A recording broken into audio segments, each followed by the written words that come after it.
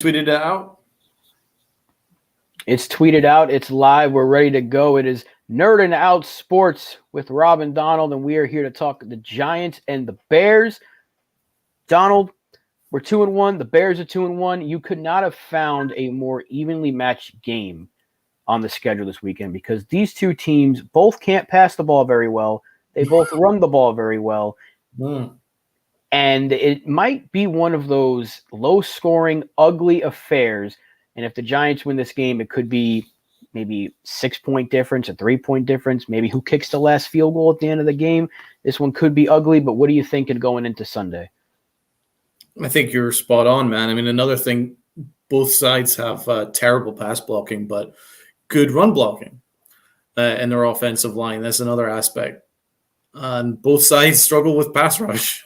There's a lot of similarities. I think we're a touch better, and I do think we're going to win the game. I don't think it's going to be convincing, but this is where we're at. And I mean, I wasn't surprised about what happened at the weekend against the Cowboys. There were things that I knew were going to be a problem. And there's some real serious concerns, mostly about wide receiver. Yeah, and what is up to Tony Clark? Thanks so much, Tony, for coming on the Pinstripe Chronicles this morning, man. I hope you had a good time with us. Appreciate it. Yeah, the Orioles fan was going in on our Yankee co-host about not knowing about the standings, but go check that out on the Pinstripe Chronicles, the Yankees and Orioles series preview from this morning. But yeah, the receiving issue is glaring right now because Sterling Shepard's out for the season with the torn ACL. Kadarius Toney is inactive again. So is Wan'Dale Robinson. So Kenny Golladay, who has the butter hands, butter fingers, whatever you want to call him, he's got the hiccups. What is up to MH?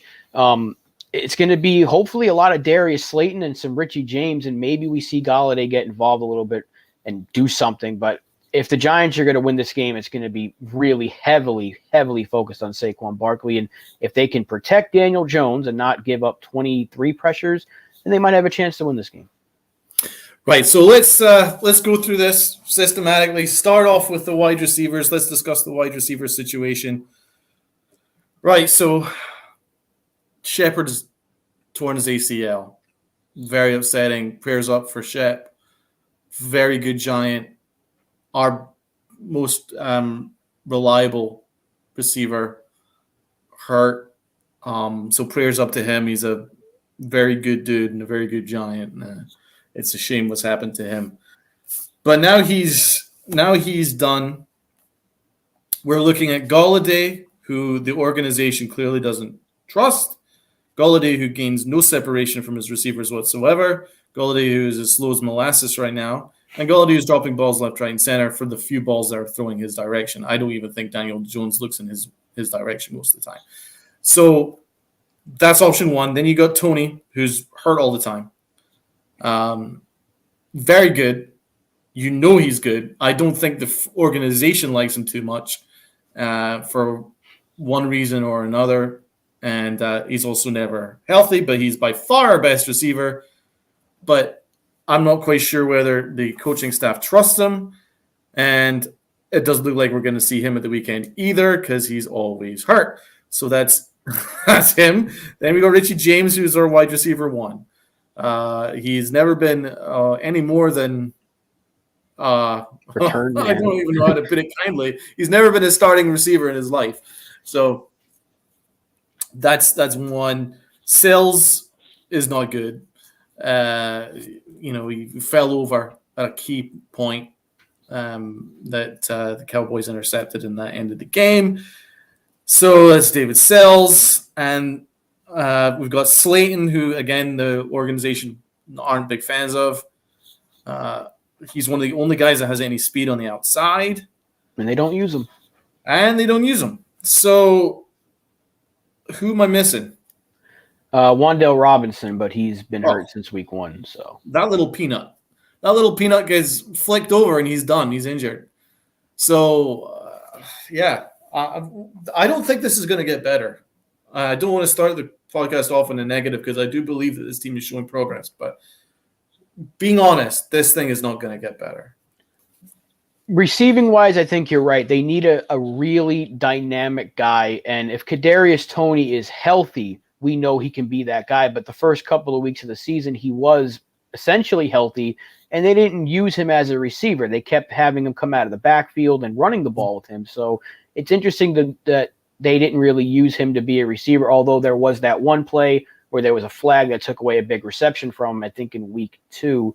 But other than that, they haven't really used him in the receiving game. And we saw last year against Dallas and against, I think, New Orleans as well, the things that he can do when he has the ball in his hands. He's tough to bring down, and he's the kind of weapon that you want to get a new offense rolling, and a guy that Daniel Jones should be throwing the ball to, but he needs to be on the field for that to happen.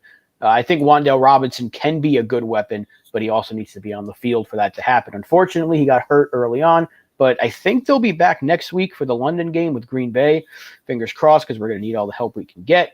But it's such an interesting thing because Darius Slayton is a guy that has had the best rapport with Jones aside from Sterling Shepard, and he's barely seen the field.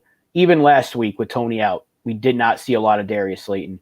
Kenny Golladay, the big money receiver, we have not seen him and Jones get it together at all. They just haven't been on the field enough together, and whatever's going on with Golladay, that's been an issue. You can't rely on David Sills. He's a practice squad player. He's not a great receiver. It's nothing against him. It's some players are good. Some players just, they're practice squad guys. And this is why I wasn't upset when they let Bachman go, because I'm like, he had a good preseason. He's not a guy that you're going to look for and be like, save us. But it's clear the Giants need help at receiver. Is Bachman on our practice squad? I'm not sure, because I think they just signed somebody to the practice squad, because they let go of Antonio Williams and they brought him back to the practice squad. So okay, they made a couple of moves, but I do think Dable said that we're going to see more Darius Slayton, because we kind of have to this week. You can't go in there with David Sills and Kenny Golladay and Richie James. You kind of have no choice now to get the ball to Darius Slayton if you're trying to move the football against this Bears defense. I feel really bad for Daniel Jones, man. Before we go into depth about Daniel Jones, I kind of feel bad for him that he's running for his life, and the only people he has to throw to are as a rookie tight end, and these practice squad receivers, and overpaid receivers like Golladay, who doesn't look like he cares, or has the ability right now, whichever way you want to put it. I feel bad for Jones, because this is his prove it year. Yeah. So let's go into some of these comments here.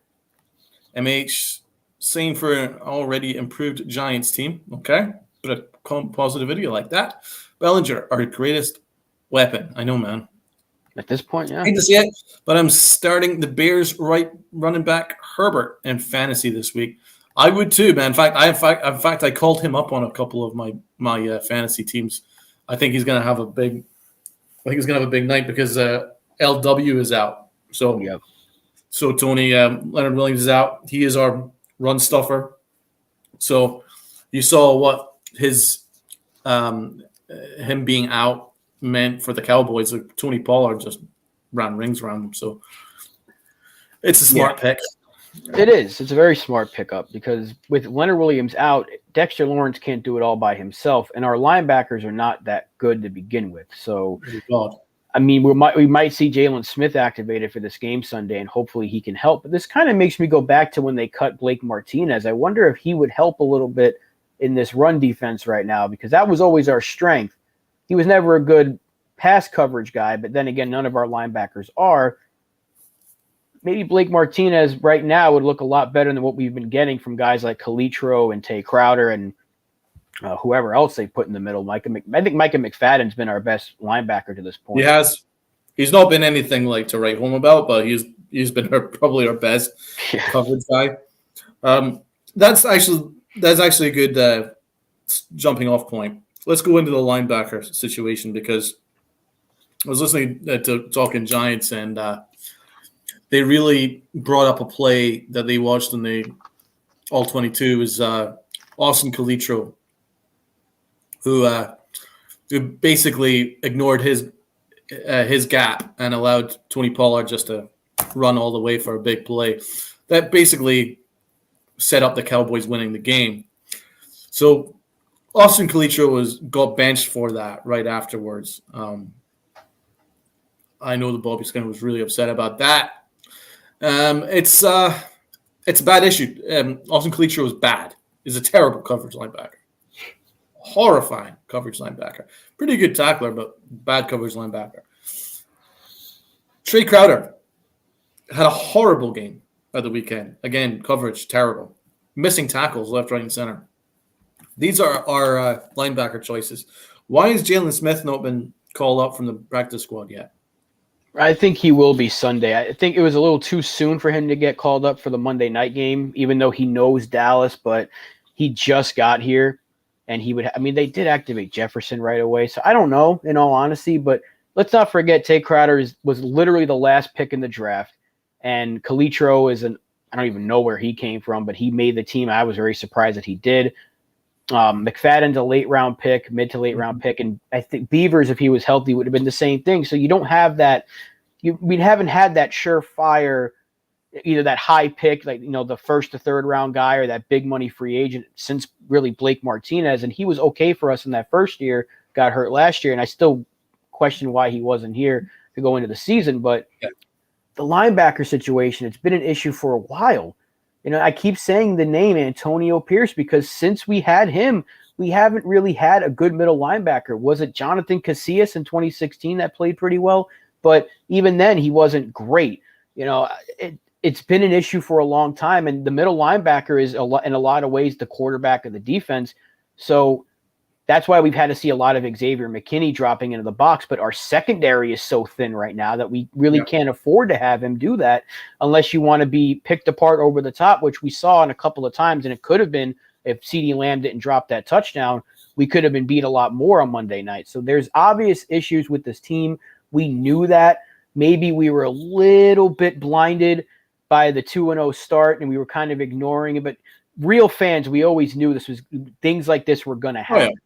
We knew that we were going to see the glaring weaknesses against a good defense like Dallas, who just blitzed the crap out of us. We know what our issues on the offensive line are. We know what the issues on the defense are. It's all about progressing and seeing if we can get those holes clogged up as soon as possible. But you have to play with the guys you have right now because it's not like there's a stud free agent waiting out there to be signed. So you really have to hope that somebody from this group of linebackers starts to play better. And I think it'll be McFadden before anybody else, but hopefully Tay Crowder can improve a little bit because he was our leading tackler last year. But, yeah, the middle linebacker situation is a bad one. So, yes, agreed, absolutely. How do we fix it? How do they approach it? My opinion, they do a lot of 3 safety sets and move McKinney into the box pretty much most of the time. I just make him a de facto linebacker because he is actually our best linebacker. And I don't think there's any doubt about that. Make him our Troy Polamalu.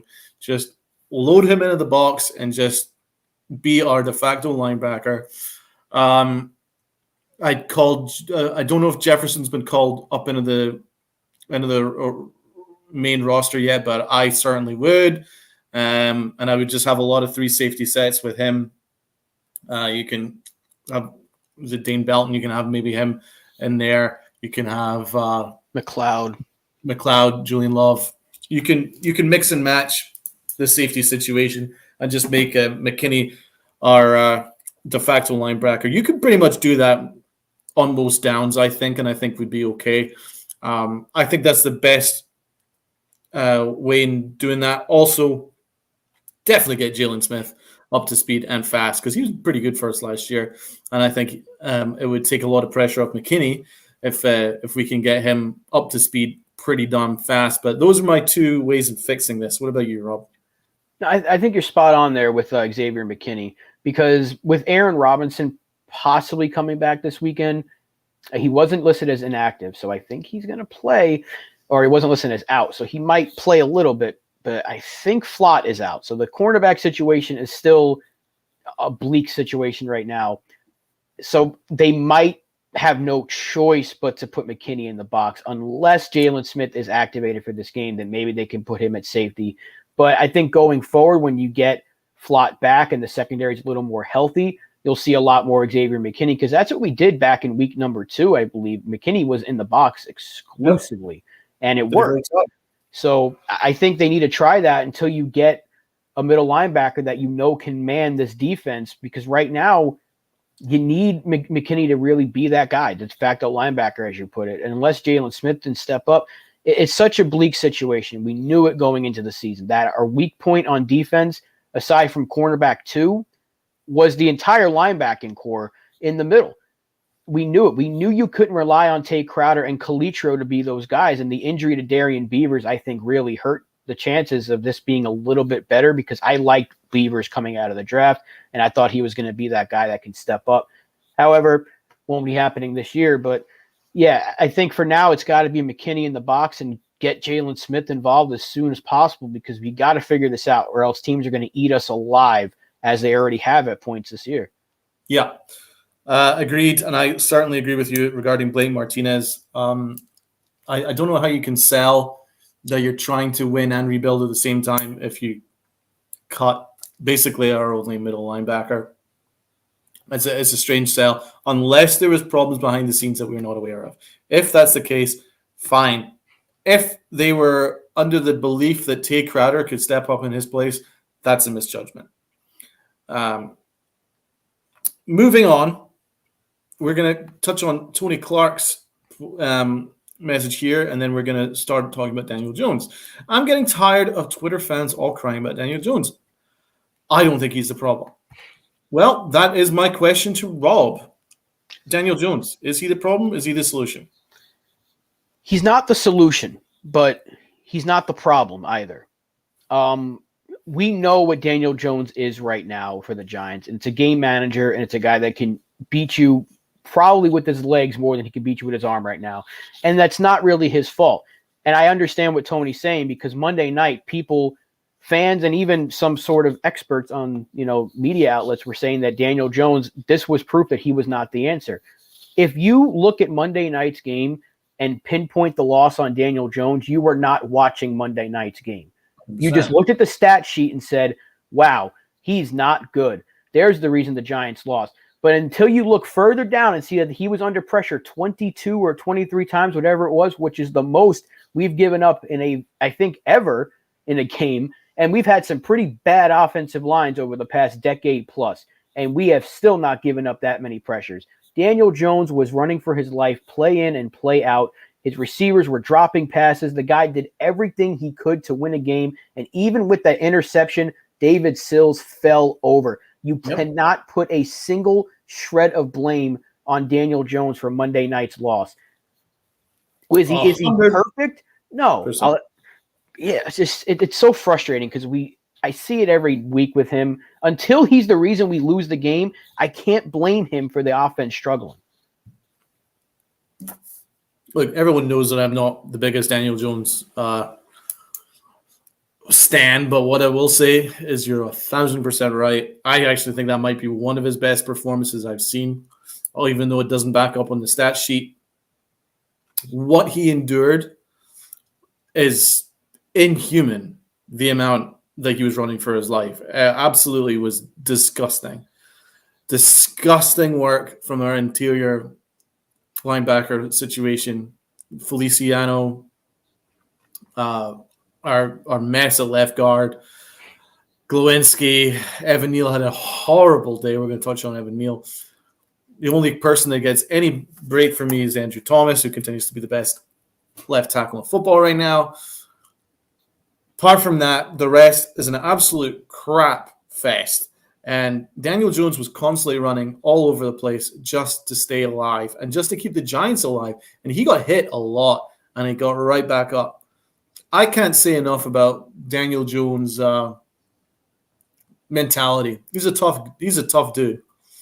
He really is. He's a tough dude. Even though he kind of looks like he looks like a little bit like, oh, he's actually really freaking tough.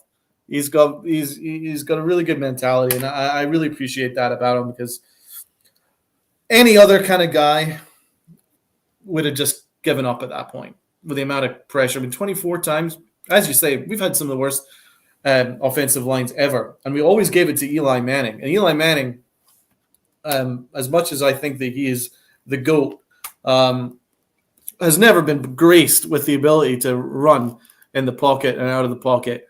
And he even got pressured less than what Daniel Jones got pressured. And he had freaking Eric Flowers at left tackle. And it was never nearly as bad as what Daniel Jones had to deal with. It was one of the worst offensive line performances I've ever seen, well, in terms of pass protection. So I think it was really embarrassing. And credit to Daniel Jones for fighting. He just continued to get back up. There was nobody open. Every time he threw the ball to Golladay, he dropped it. Every time he tried to throw it to Sells, he fell over. So there was really nothing that he could have done unless he ran and tried to catch the ball himself. So he gets zero blame for me, including the interception. No blame for me at all. That was on Sells. I have to say, one of his best performances. Best performance of the year. I think he was terrible the first 2 weeks. I think he was really good week 3. So if you want a positive, maybe he carries that on for the rest of the year, because it looks like he's getting a little bit more comfortable in the offense. Definitely not with what's around him, but in the offense. And he certainly had a better game than his stats deserved and showed. And I think it was probably the best game that he even played last year as well. So I was quite impressed with him. Doesn't mean that he's a solution. He's not. I'm looking at that draft right now for our next quarterback. But while we have him, we make the most of him. And on this week, gets zero blame from me. In fact, he'll get praise from me. I think he Saquon Barkley, Andrew Thomas, and Gano are basically the only people that showed up, as far as I'm concerned. Yeah, you're right. And you can't put a quarterback back there and expect him to play well under those circumstances. Here, your number one receiver, you're already down your best weapon on the receiving core in Tony going into the game. Sterling Shepard, at this point, he's still coming back from an injury. So he's been that short reception kind of guy. Your big money receiver is not reliable. You're playing with Richie James and David Sills being two of your biggest weapons, and a rookie tight end who I'm very excited about. I think he played pretty well Monday night, but there's bad weapons or not great weapons and not a great scenario. And then you look at the offensive line, you can't play at wide receiver. We might have to at this point. Probably better than Kenny Golladay. Probably. I'm not saying for sure, but probably. Take open tryouts for the receiver position at this point. But we knew the offensive line was going to be a work in progress at left guard. We knew that left guard was the weakest point. But Glowinski has struggled early on out of the gates, and he's a guy that you really can't afford to have him struggle because he was given a pretty decent contract for 3 years. Yeah, we need some grit. We do. We need a guy that's going to show some passion, someone that we did have showed a lot of passion, got ripped for it from a big chunk of the fan base, and was eventually shipped out to Cleveland, was Odell Beckham. But sometimes, now we got fans like, man, I wish we never got rid of him. Well, we traded him, and a lot of people got what they wanted. MH says, Kenny has been waiting for his chance, selfish, and wants all the touches. Look, we gave him an opportunity. You can't say we did Monday night, and like you mentioned, the drops. The guy just had butterfingers. He had bricks on his hands on Monday night, and he was dropping everything. He's not doing anything so far, and we're now, 19 or 20 games into his Giants career. He hasn't played all of them, but so far that contract is looking bad, and it sucks because at the time I was ecstatic about the signing, but everything's just gone wrong. I like Dexter Lawrence for sure. He's one of our bright spots at the moment. Let's touch on Evan Neal. So the problem with Evan Neal right now is his hands. He's trying to block with his hands right now, not block with his feet. That is a big issue. That's a rookie problem. And that is a problem that needs to be fixed. I think it'll be fixed with reps and time and patience. I know as a fan base and certainly as a city, we're not the most patient. But Evan Neal will come good. Don't get me wrong. Evan Neal will come good. He will turn into a very solid right tackle. However, this has been a problem that's been plaguing him basically since preseason. I saw it in one of the practices I went to. He's very handsy, and he needs to work at his footwork. And also, the big problem against the Cowboys was he was so preoccupied in making sure that he didn't allow the inside to get beat on the inside, that he was leaving the edge, and he was getting absolutely freaking ripped apart, man. He made one or two decent blocks in the run game, but pass protection was a big problem. That needs to be fixed. What do you think about Evan Neal moving forward? I think you're absolutely right that his biggest issue is he needs to work on his footwork. You know, we've known that. We knew that going into the draft. He was one of the best tackles in the draft. Don't get me wrong. I'm not starting to sour on him like we made the wrong pick. But we knew that we knew the things that he needed to improve on. And you're not going to see this guy become a superstar 3 games into his career. So the overreaction from a good chunk of this fan base is really pissing me off, the way that Tony was talking about how he was pissed off about Daniel Jones, the reaction he was getting on Twitter.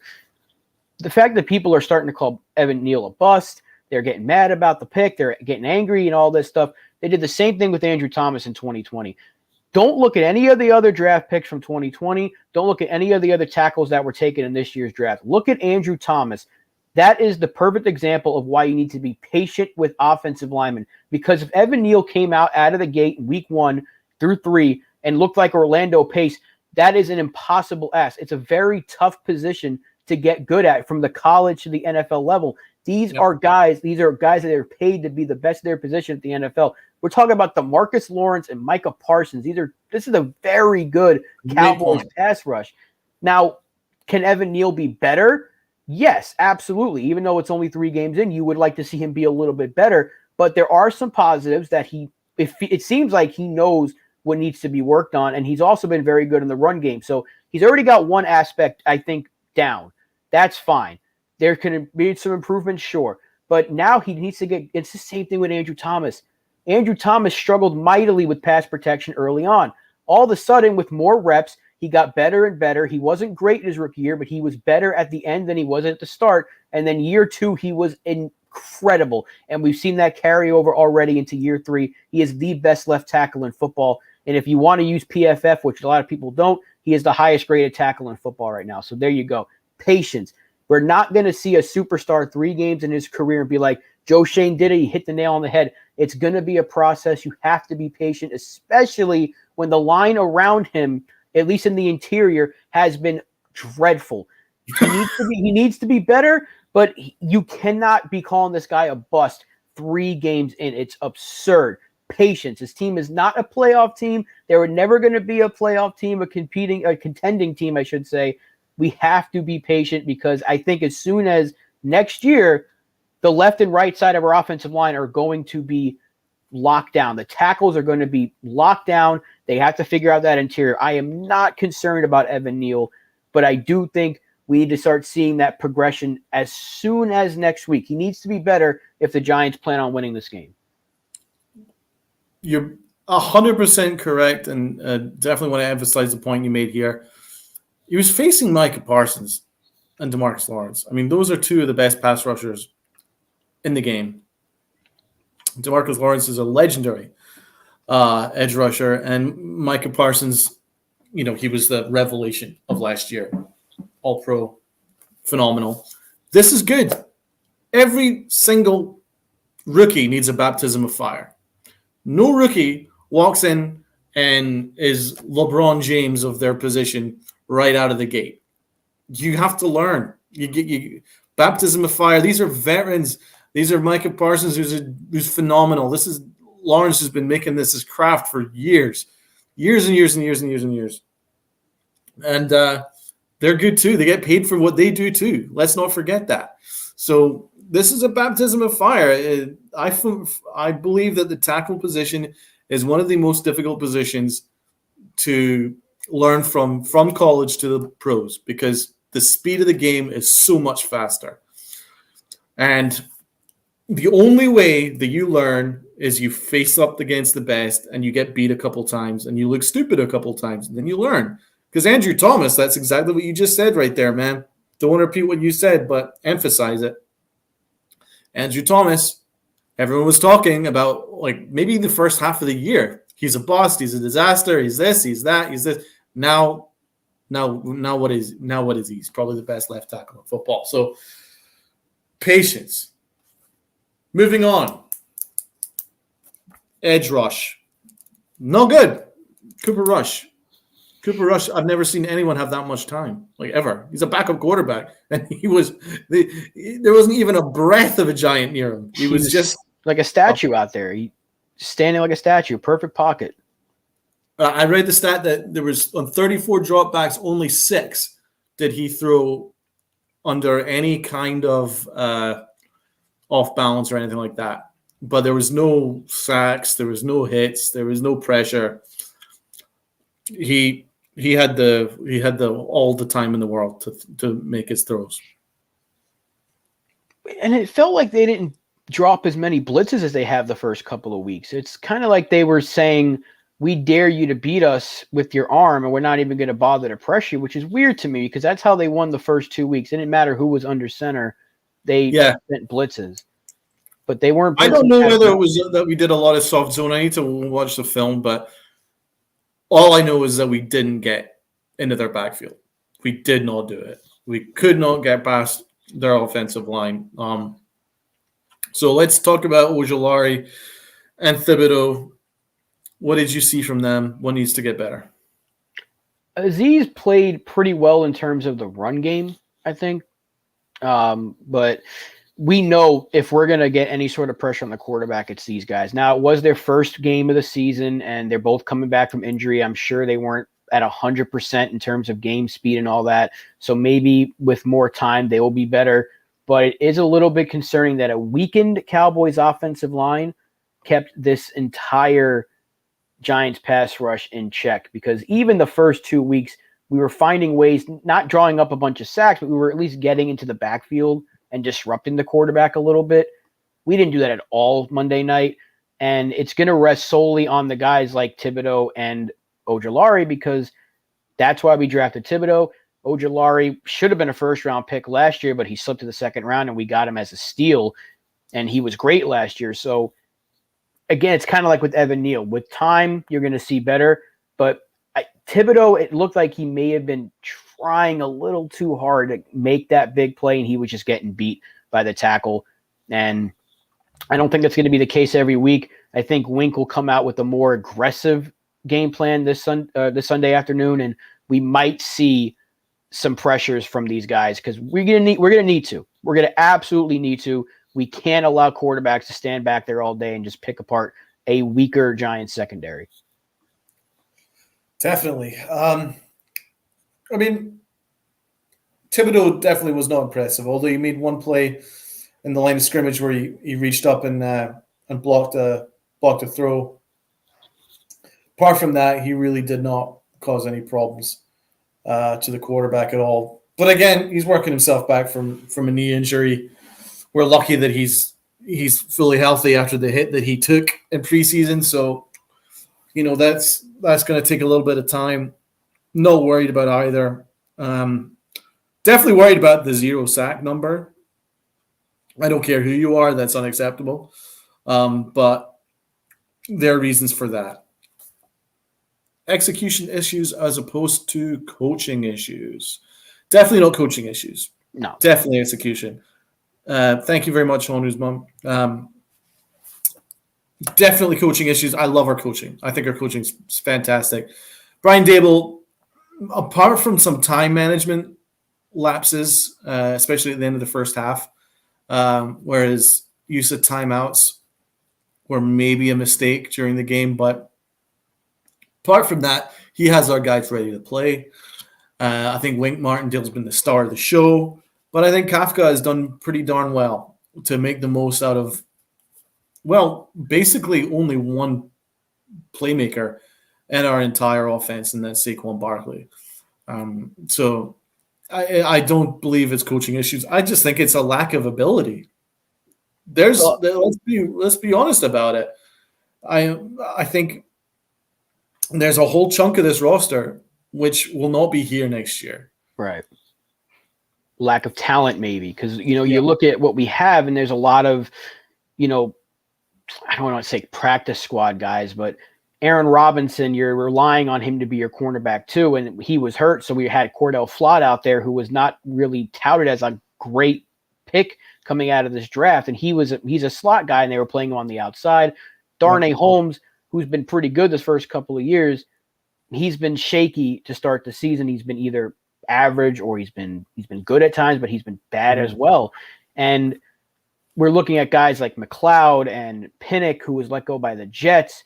All these different players to step up. Tony Jefferson's a veteran that was cut by the Ravens. We don't have a lot of big time playmakers on this defense. And if we do, most of them are on the defensive front. When I think Thibodeau will get there, we know Ojulari's already good. We have Lawrence and we have Leonard Williams, but Leonard Williams is also hurt. So you really don't have a ton of talent on this defense. But the first 2 weeks, you saw Wink's scheme was making these guys look better than they probably are. And if you're looking for guys on the outside, a corner or safety that are good, you got Love, McKinney, and Adoree Jackson. And that's it. Right. You got a lot of positions. It's actually scary how much we miss Leonard Williams. Okay, so let's move on to our offense. Let's go on a little bit of a positive note. But let's first of all answer Honu's mom's question. But they let the one good D guy go at the last second. He was always after the quarterback, Martinez. That's what we were talking about, Rob. Yeah, I want to say big shout out to Honu's mom, because always commenting, always watching, and it's been doing this for now almost 2 years, and always in the comment section. So big shout out to you, and thank you for watching. But yeah, you're spot on with Blake Martinez. Was he the best middle linebacker we ever had? No. But healthy Blake Martinez right now would be a lot better than what we've gotten from our middle linebackers. So that is one of those moves that I look at and I question it. Like, why did they let him go so soon before the season? It wasn't like he was saving us a bunch of money because we already restructured his contract. So it's still kind of head scratching to me, but it is what it is. You can't really dwell on it too much, but I would certainly like to have him back. But we want to talk about the offense. It's Saquon Barkley. Talk about Saquon. It's Saquon. If we're winning this game, it's going to be on the ground with both Jones and Saquon, and maybe a little Raheem. I'm sorry, not Raheem Mostert. I signed him in Madden. That's why I have him in my mind. Raheem Mostert. I wish we had Raheem Mostert as our backup. Yeah, it's going to be on the ground. If we're winning this game, they're going to have to really get that run game going early and keep it going from start to finish, and get a touchdown in the first half, for crying out loud. Can we do that at least?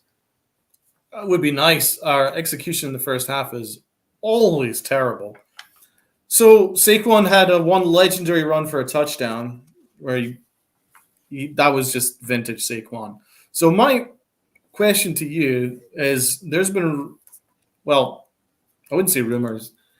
There's been talk in the media that the best thing for the Giants to do would be to trade Saquon mid-season, get a second-round pick, get at worst a third-round pick, and take advantage of his value being as high as it is right now and send him to the Bills. What is your thoughts on that? Well, I mean, I brought it up several times in the offseason about the possibility, and I don't want to see Saquon go. I can't stress that enough. I love Saquon Barkley. Would I go back in time and still take him second overall? No. There was one play where he had time to throw, and I think it probably ended in a drop, knowing how the receivers were playing. But no, I think if they're out of it going into the trade deadline, which I think is week 9 or something like that now, then what good would it serve you to keep him here when he's going into a contract year? At least if you can get something back, at least explore it. I don't want to trade him, but I think it's something they have to keep in the back of their mind. However, you're still trying to see what this offense can do, and getting rid of your only playmaker would make this offense that's already bad right now even worse. Yeah, I've been going back and forth on this because I know I changed my opinion because in the offseason, without knowing how good Saquon is now, I was thinking, you know what, maybe we should investigate trading him, especially if we're uncompetitive. However, we are competitive. We're 2-1. We have to see how this Bear game goes. There's a very good chance we go 3-1. Not too many 3-1 teams would start thinking about tearing it up. Right. We also have to think about our quarterback situation. What kind of message does that send to Daniel Jones that by midseason they trade away his only weapon? That's impossible to sell. How do you sell that to the fan base? How do you sell that to the paying customers, an exciting Giant fan base who want to see productive football, paying a lot of money to sit at a substandard stadium like MetLife and not have anybody to watch? That sucks. I don't think from a business standpoint that makes a lot of sense. But also, more importantly, the future quarterback. You need to have pieces in place for our future quarterback. What future pieces can we safely say that next year, if it's Will Levis, if it's whoever it is our quarterback next year, or even if it's Lamar Jackson, if we get lucky, whatever, I don't care. Whoever it is, I don't think it's going to be Daniel Jones. But even if it is, you cannot have a situation where this new quarterback or even the same quarterback comes in and there's no weapons for him. Andrew Thomas, you can build around. Nobody else on the line apart from Evan Neal, but we don't know what Evan Neal is yet. And then what receiving options has he got? He's got no receivers, zero, as far as I'm concerned, because Tony won't be here next year. And Golladay definitely won't be here next year. In fact, I don't know if Golladay will be here by week 8. So, Golladay, Shepard, Slayton, all these guys. Richie James, I think, is on a 1-year deal, and you're going into next season with potential of maybe if they get rid of Tony, then he'll be gone. But I think he'll still be here. It's to be Tony and Robinson, and that's it. And this is something that goes back to what Dave Gettleman did so wrong, was he drafted a quarterback in the same draft that he traded right after trading Odell Beckham. So he brought in Daniel Jones after getting rid of his second best weapon. There was 1A and 1B. It was OBJ and Saquon. That was your weapons. That is a perfect scenario, even if you're reaching for the quarterback, which they did with Jones. Now you're saying, okay, well, we got you one of the best receivers in football when he's on the field, and we got you who was at the time looked at after an amazing rookie year, one of the best running backs. You also had Shepard. The weapons would have been there, and that's something that Dave Gettleman, I think, was so terribly wrong that he did to trade OBJ when he did. So so your point of trading away your weapon, especially when you're probably having the quarterback next year, that's a very good point. So I do think ultimately they'll keep Saquon on the franchise tag next year because it won't cost them too much instead of giving him that second contract. But at least if some team gives you something you weren't expecting to get, like even if it's a projected late first round pick, you might have to take that. But unless you're getting something crazy, then I think you just got to keep Saquon and hope that I agree. I think grinding out wins. If it's a late first, early second, like early second being like the first 3 picks of the second round, only then would I really consider it, just in terms of value, because the value isn't very high on a running back. But Saquon is something special, and we're very lucky to have him. And on a positive note, let's not talk about trades. Is what he's doing right now. He's a different quarterback, and different running back, and he's playing so freaking hard. He's playing so hard. He is fighting out there, and he's done an amazing job considering that they're stacking the box with him every single time. They're just keying in on him now. They have no respect for Daniel Jones. The opposition have no respect for Daniel Jones. They have no respect for receivers. They only have respect for Saquon Barkley, and they're targeting him. And Saquon's still finding a way to make special things happen. So I can't say enough about Saquon Barkley. So, yeah, the game wasn't good at all. There's no really point in going further with that. It sucked. But on a positive note, we were right there until the end. In fact, we could have even tied it at the end. So I'm not overly down about the loss. if heart on hearts, I thought we were probably going to lose against the Cowboys, even with Cooper Rush as the quarterback. He's already shown that he's a perfectly capable NFL quarterback. The Cowboys straight up have a better team than we do, guys. I don't think there's a Giant fan that can possibly say to me otherwise. I think everyone in their heart of hearts knows that. We take it. If you told me at the end of week 3 that we'd be 2-1 and our only loss would be by one score against the Dallas Cowboys, and at one point we were beating them, and Saquon's being fantastic, and there's a lot of positive, the coaching's been great, then I would take it 1,000 times out of 1,000 without even a second's breath. So we should be positive. Let's just look positively. We're still very much on the right track. The only people that could be negative is the media, because I think the media generated this false narrative just because we're a New York team, or we're the New York team, and we were 2-0 at one point. Oh, New York is now a topic of conversation. No, guys, we were never going to be competitive, even after week 2. The reason why is because at the end of the second game, which we won, what Dable told his locker room was, this is going to be a long, hard process. He knew we probably should have lost that game, and he's not fixating on wins and losses right now, so neither should we. If we win, great. If not, we will take it as a learning experience. So we move on to the Bears game. What's your predicted score? First, I will answer your question, Honu's mom. Tony isn't progressing. No, he's just not playing. So it's hard to progress when you're not on the damn field. I really hope he does get out there next week because he's out. He's already been designated as out. So, God, I really just – yeah, you can't progress when you're not playing. But I think the Giants will win Sunday. I don't think it'll be pretty. I think both teams, even though they're both 2-1, have played some sloppy football. They've also had some, the Bears run the ball, we run the ball. It's who's going to have the most yards on the ground and what quarterback can make that one big play, one or two big plays that can set them up for a potential game-winning score. I think the Giants end up winning this one 19-14. Okay, so Rob has 19-14 to the G-Men.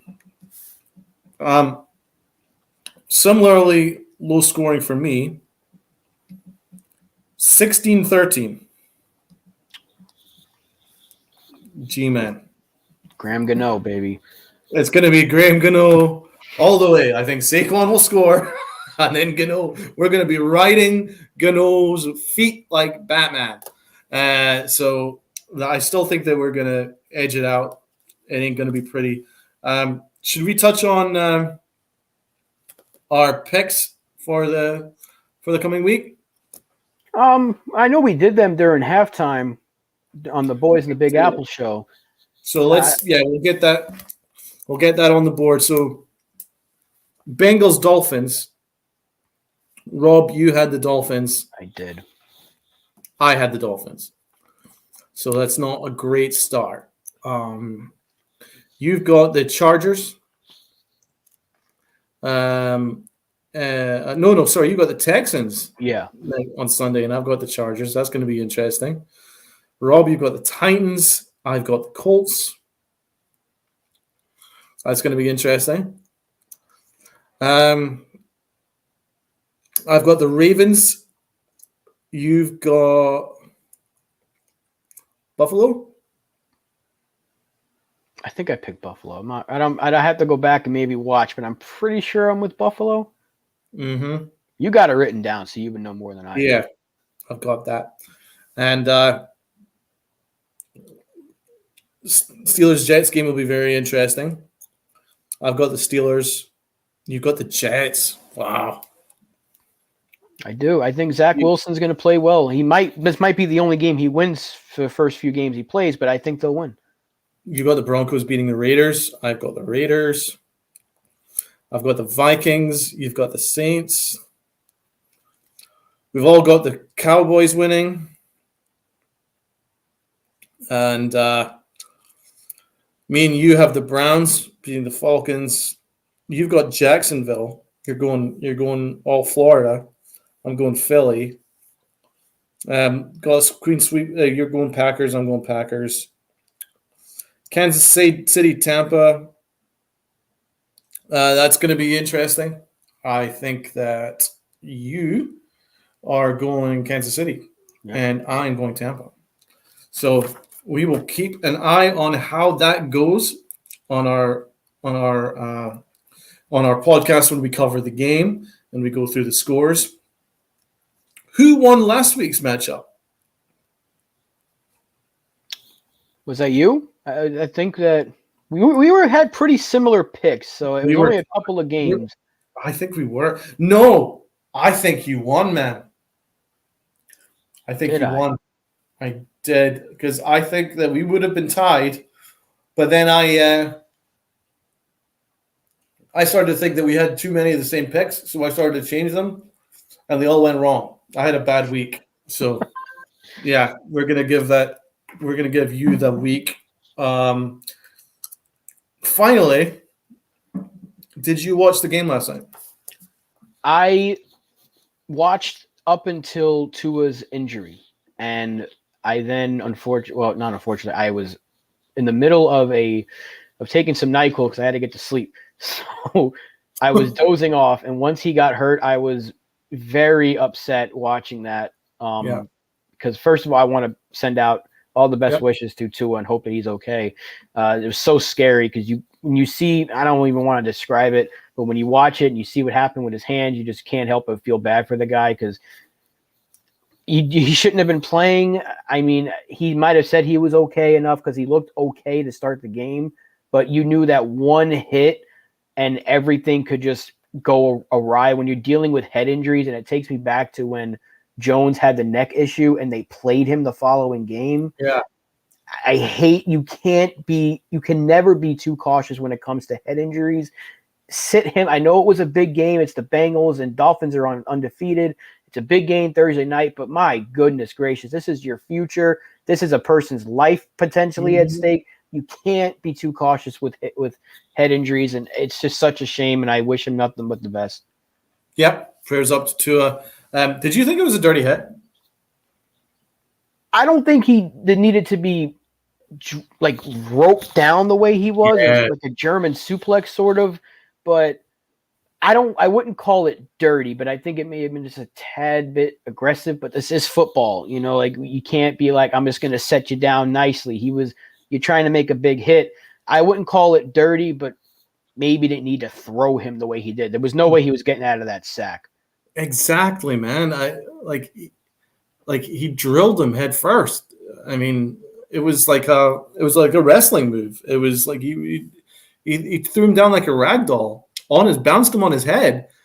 I think he could have found a way of just hitting him in the midriff and him going down naturally instead of kind of pile driving him into the head first into the ground like that. I have to be honest, I couldn't watch that after that. I mean, I had it on the background, but I could not get involved in that game afterwards. I felt physically sick, and I've never felt physically sick watching a football game before, but that made me physically sick.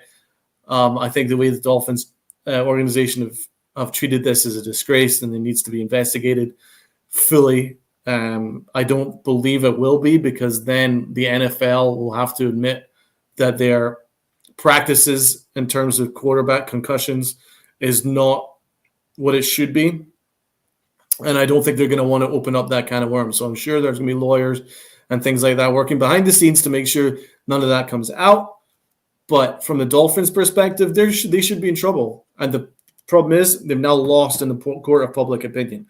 As you saw, social media have been going to town on the Dolphins, and rightfully so. This is a man's life that we're talking about. I actually thought he was going to die right there, man. You saw the way that his hands started to react like that. That's a reaction to trauma. I'm astonished that they've been so brazen with him. And this is a man's livelihood, a man's life. I mean, at the end of the day, football is secondary when it comes to your life, because that guy has a future after football. And I really hope that he will be healthy enough to enjoy that. But we don't know, because that was very serious. And I don't. Hopefully there's no long-term damage.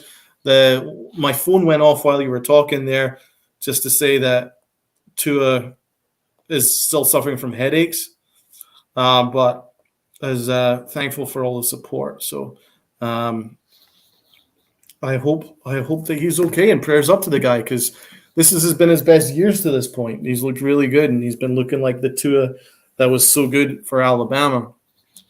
So yeah, I just want to take this opportunity to say prayers up to and get better, man. Get healthy.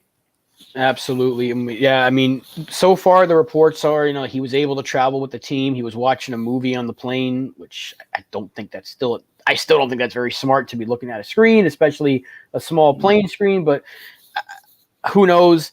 Hopefully he's all right. And we can't extend enough best wishes to Tua and hope that he will see the field again this year. He will. I think he'll be on the field at some point again this year, but please be cautious. Don't play him until he's 100% ready. Goodness gracious, he's a quarterback, most important position on the field, and it's the person's life you're dealing with, head injuries. They've gone through so many lengths to stop this, or at least try to put a stop to it in the NFL. Why are you playing a guy on a short week after when you saw him stumble forward the way he did against Buffalo? It was like, why is he playing? And again, I know he looked fine to start the game, but then once he took that hit and you saw the reaction, you're like, he should never have been out there. But we're not in the locker room, so maybe he pushed his way into playing. But who knows? It's just hopefully he'll be okay. I hope they outlaw those kind of tackles, though. Those tackles where your head hits the ground first, the way that he was pile drived in the ground, I think they need to look into that, man. I don't know how you monitor that, but if you really want to protect people's head, you need to cut out all head first tackles and these ragdoll tackles. That needs to be outlawed as far as I'm concerned. Absolutely. But I think that's going to wrap things up for us here at Notre Dame Sports. Hopefully the Giants come away with the W and we can break it all down for you after the game and talk about a third win of the season. So it's been Rob and Donald. We will see you all next time. Thank you for watching. Be sure to like, share, comment, and subscribe. Do all that good stuff. Hit the bell. Ring that bell so you're notified when we do upload and go live. And we will see you all very, very soon. Let's go, G-Men. Peace out. Let's go, Big Blue.